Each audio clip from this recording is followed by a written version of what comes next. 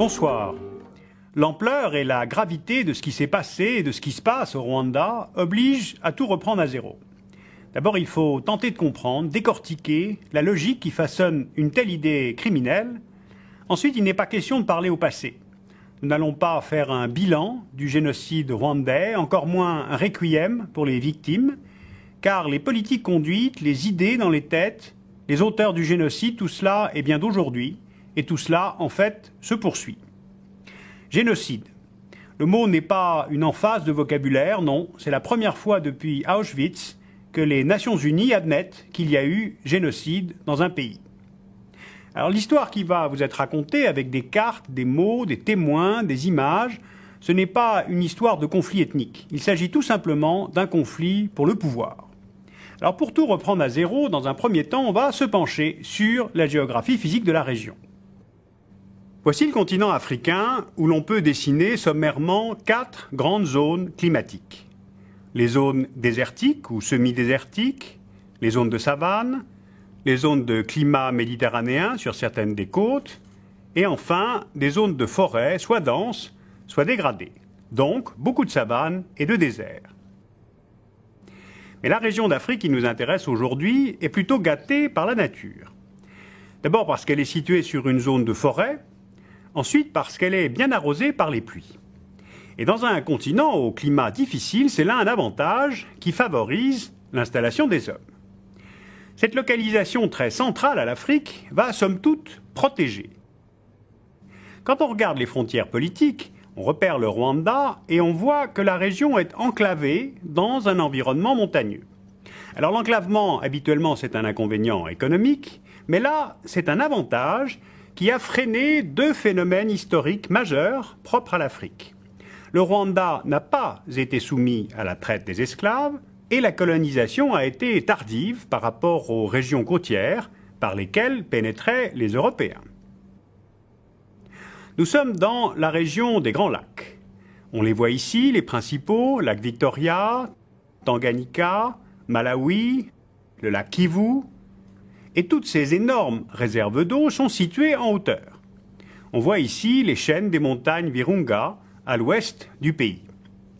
Eh bien, cette combinaison montagne plus réservoir d'eau va former les 2 grands bassins fluviaux de l'Afrique, le bassin du Nil au nord-est et celui du Zaïre à l'ouest.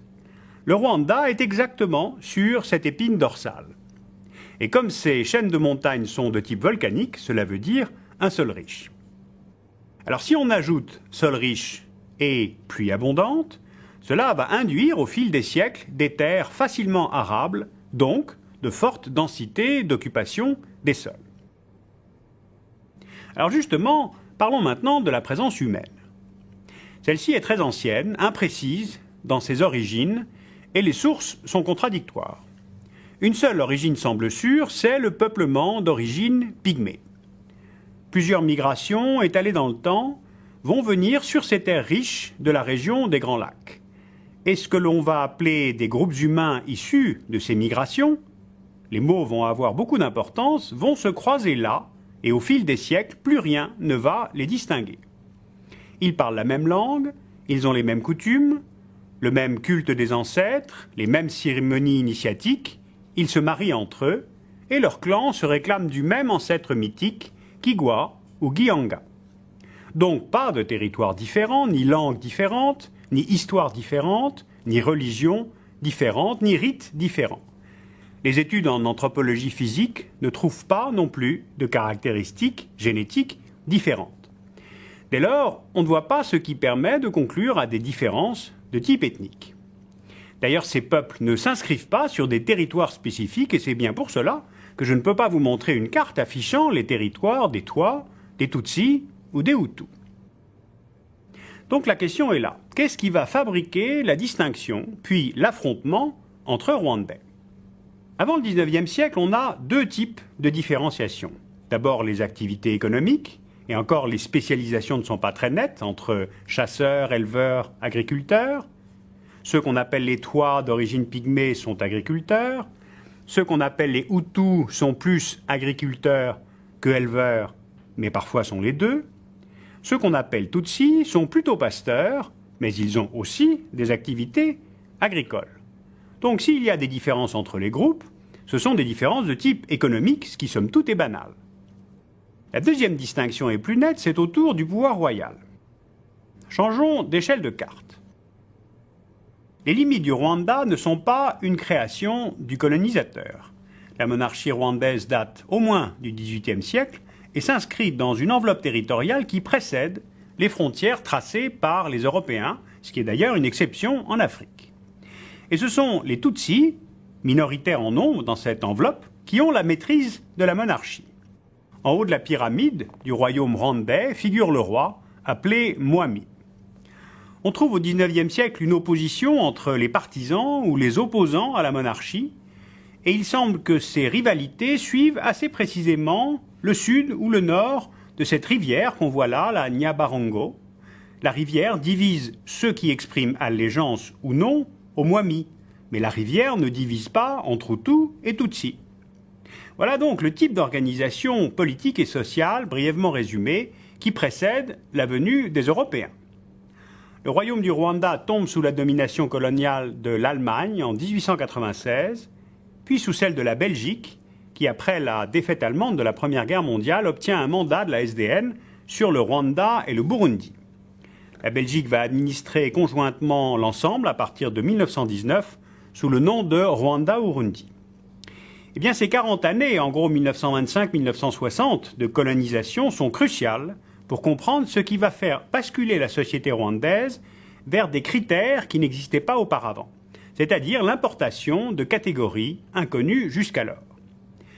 Le colonisateur belge s'appuie sur la monarchie rwandaise en place pour gouverner le pays et il renforce ainsi la minorité dominante Tutsi, qui est minoritaire numériquement puisque le groupe Tutsi représente à peu près 20% de la population et le groupe Hutu à peu près 80%. Bruxelles et ses cadres expatriés fondent l'acte colonial sur la croyance dans le progrès technique et la mission religieuse. Et l'ancrage au Rwanda est renforcé lorsque la monarchie Tutsi elle-même se convertit au catholicisme en 1931.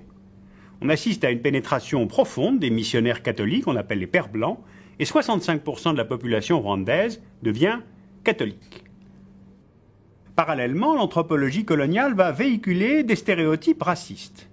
Les Tutsis deviennent ainsi, je cite, une race de seigneurs, et peu à peu, dans les mentalités de tout le monde, une domination économique et politique est expliquée comme s'il s'agissait d'une domination raciale. En fait, le colonisateur, pour comprendre les différences, va être incapable de rendre compte de l'autre sans passer par des critères raciaux. Alors en seulement 3 décennies, finalement, se façonnent 3 principaux facteurs de confrontation. Le soutien par les Belges à la monarchie Tutsi, la formation des élites européanisées et l'identification de l'autre en termes raciaux positifs ou négatifs. La décolonisation qui survient dans les années 60 va être dramatique. D'abord, c'est autant la minorité dominante Tutsi qui veut garder le pouvoir et continuer à régner sans les Belges, que les élites Hutus qui veulent prendre le pouvoir aux élites Tutsi. Ensuite, du côté des Européens, cette décolonisation s'accompagne de nombreux retournements. Après avoir soutenu les Tutsis, la hiérarchie catholique soutient les revendications Hutus. Et le pouvoir belge, longtemps proche des Tutsis, on l'a compris, devient favorable à la majorité démographique qui est Hutu. Et de fait, les Hutus se retrouvent au pouvoir à Kigali en 1962 avec le président Kayibanda. Cette décolonisation prend la forme d'une revanche historique Hutu. En 1962 débute la fuite des Tutsis et les premiers massacres. Les schémas raciaux cristallisés pendant la colonisation sont inversés et forment la base d'une dictature ethniste Hutu qui instaure progressivement un climat de peur et de haine et provoque régulièrement des massacres. Et le sommet de cette logique criminelle, de cette progression, sera évidemment le génocide de 1994. Alors à l'arrivée de l'indépendance en 1962, comment marche le Rwanda économiquement? Quel type de pays? On l'a vu, c'est un pays de collines, très bien arrosé, essentiellement agricole, où on cultive la banane, le haricot, la patate douce, le manioc. C'est un producteur de café et de thé qui va prendre de plein fouet la baisse des prix des matières premières sur les marchés mondiaux. ce qu'on appelle la dégradation des termes de l'échange, va appauvrir l'économie du pays sans qu'il y ait véritablement ni mécanisme de substitution, ni mine à exploiter dans le pays pour compenser les pertes. Le pays fait 26 000 km², soit pas tout à fait la Belgique, et 7 millions d'habitants avant le génocide. 7 millions d'habitants pour 26 000 km², cela induit une très forte densité de population. C'est un pays qui a le taux de natalité et de fécondité parmi les plus forts du monde. Pourquoi ? On a vu tout à l'heure que la terre riche du Rwanda peut nourrir, donc elle appelle la migration et favorise la famille nombreuse. Au XXe siècle s'ajoute en plus l'éradication des grandes épidémies de variole, ce qui permet une meilleure hygiène infantile. Alors avec un taux de natalité élevé, les champs sont de plus en plus petits et on a donc une pression économique de plus en plus forte. Mais attention, ce n'est pas la pression démographique qui est facteur de guerre, ce n'est pas la densité d'occupation des sols qui est facteur de guerre. Sinon, le Bangladesh ou les Pays-Bas seraient en guerre depuis longtemps. Le facteur de guerre vient du régime totalitaire qui accouche de l'idée criminelle. Le problème, c'est que les idées reçues sont sournoises et elles sont sans cesse répétées. Regardez par exemple cet article de juin 1997, publié dans une grande revue américaine, le National Geographic, et un article qui est consacré au Rwanda. Le titre, c'est « Crowded Countries Lead Region into War ». Une terre surpeuplée conduit une région à la guerre. Non, ce n'est pas le surpeuplement qui mène à la guerre. Il y a une vraie responsabilité à écrire cela et à le destiner à des millions de lecteurs américains. Au fond, ce qui est sous-entendu, c'est que si les Rwandais avaient bénéficié d'un petit peu plus de place, la guerre n'aurait pas eu lieu. Alors, consciemment ou pas, le rédacteur a dans la tête la thèse de l'espace vital. Non, ce n'est pas la pression démographique qui est facteur de guerre. Ce sont les extrémistes Hutus, au pouvoir depuis 1962, prêts à tuer tout ce qui les empêcherait de le conserver, y compris des opposants Hutus, et qui préparent et organisent la suppression pure et simple de la communauté Tutsi. Et cela va marcher. Grâce à la propagande idéologique, à la diffusion de cette propagande, notamment par la radio Mille Collines, grâce à un seul groupe politico-militaire Hutu qui monopolise le pouvoir et qui est très bien relayé par une administration efficace. Le général Habyarimana va régner de 1973 à 1994 et les années 90 marquent l'apogée d'un tel système jusqu'au génocide planifié d'avril 1994. Mais le génocide se poursuit au-delà du printemps 1994. Il pourrit les consciences, l'esprit de revanche se développe car la justice n'est pas rendue et l'onde de choc va dépasser et de loin le Rwanda. Sur environ 7 millions d'habitants au Rwanda, entre 500 et 900 000 Rwandais sont tués et près de 2 millions de Rwandais quittent le pays en 1994. Ils se réfugient avant tout au Zaïre, notamment dans les camps de Goma, de Bukavu, en Tanzanie, notamment à Benako, ou encore au Burundi. Un Rwandais sur 3 fuit donc son pays. Pourquoi ? D'abord parce qu'un nouveau pouvoir Tutsi s'est installé à Kigali, et les Rwandais craignent les dénonciations et les représailles. Et puis, les Rwandais Hutus obéissent aveuglément à la propagande des auteurs du génocide, qui les incite à quitter le pays et à l'exode. À l'échelle internationale, on note une certaine passivité, c'est le moins qu'on puisse dire.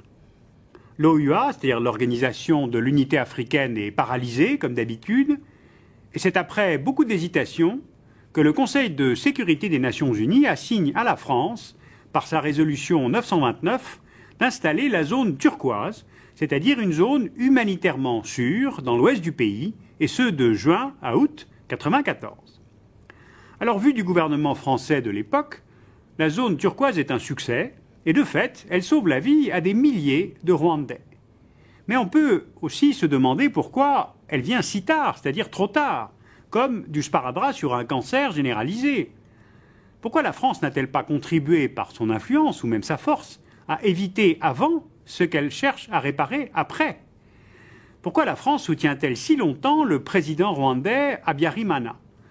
Pourquoi le président de la République française et ses gouvernements de octobre 90 à septembre 93 décident-ils d'armer et d'entraîner l'armée rwandaise, qui est tout de même co-exécuteur de ce génocide ?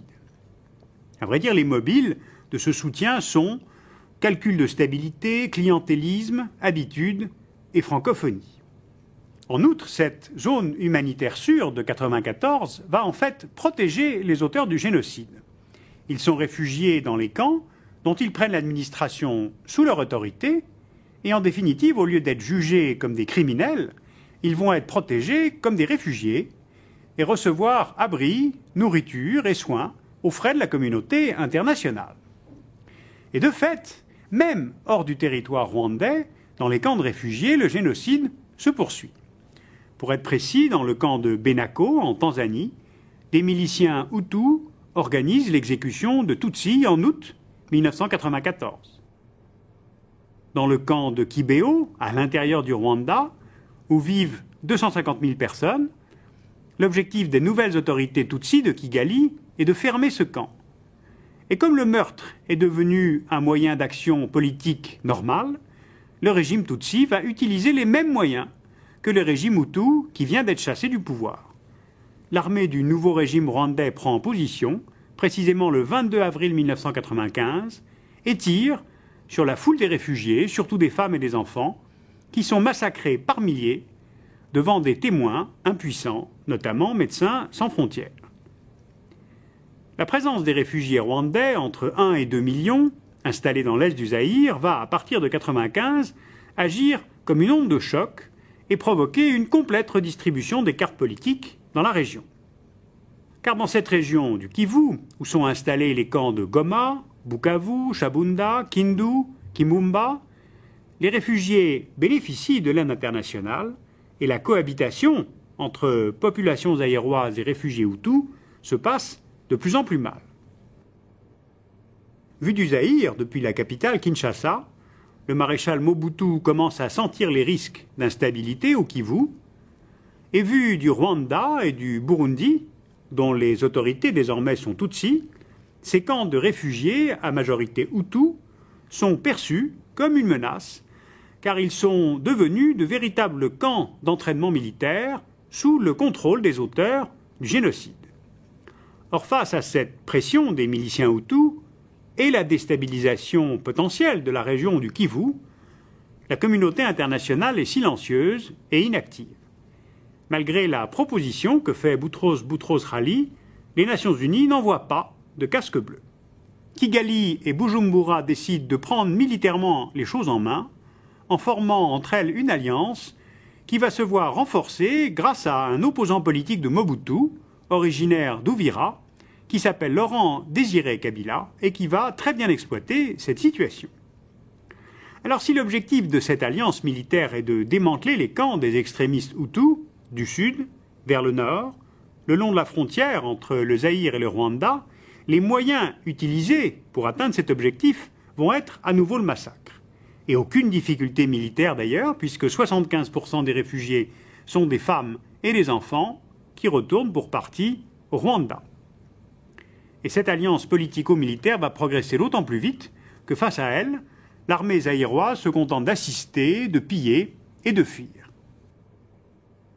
Alors évidemment, une telle approche cherche à mettre de la rationalité dans ce qui n'en a pas. Pas d'autre rationalité que des histoires de pouvoir, la fin justifiant les moyens. Tous les moyens, c'est-à-dire les massacres. Le massacre est devenu ici un mode de conquête du pouvoir.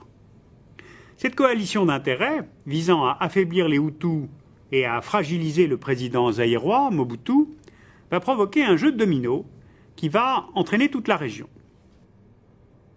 Il faut suivre l'onde de choc sur la carte. Au Zaïre, où Kabila va saisir l'opportunité offerte pour renverser son vieil ennemi Mobutu, au Rwanda, où le nouveau pouvoir rwandais est désormais dirigé par le Tutsi Paul Kagame, au Burundi, où le pouvoir est dirigé par le Tutsi Pierre Buyoya, et en Ouganda, où le président Museveni prend sa revanche sur Mobutu. Il fournit l'appui politique, logistique et militaire à l'Alliance, car il cherche à nettoyer les sanctuaires de l'opposition ougandaise qui étaient soutenus par Mobutu depuis le territoire zaïrois. Alors si on veut compléter cette vision d'une géopolitique régionale, il faut se souvenir que Museveni tente, au nord, d'affaiblir le pouvoir islamique en place au Soudan, en soutenant le mouvement chrétien de John Garang au sud du pays. Et c'est là sans doute qu'intervient ce qu'on appelle trop sommairement le soutien américain, c'est-à-dire plus précisément un certain intérêt américain à voir le régime islamique soudanais affaibli. Le nouveau jeu se met en place en s'appuyant sur de nouveaux réseaux plus politiques qu'ethniques. Kabila, Kagame, Garang, Museveni, Bouyoya. Et le jeu d'influence passe de moins en moins par la France et de plus en plus par les États-Unis et l'Afrique du Sud. Alors il ne faut pas attribuer plus d'importance que nécessaire à cette rivalité franco-américaine dans la région. Tout ne peut pas s'expliquer par cette lecture-là.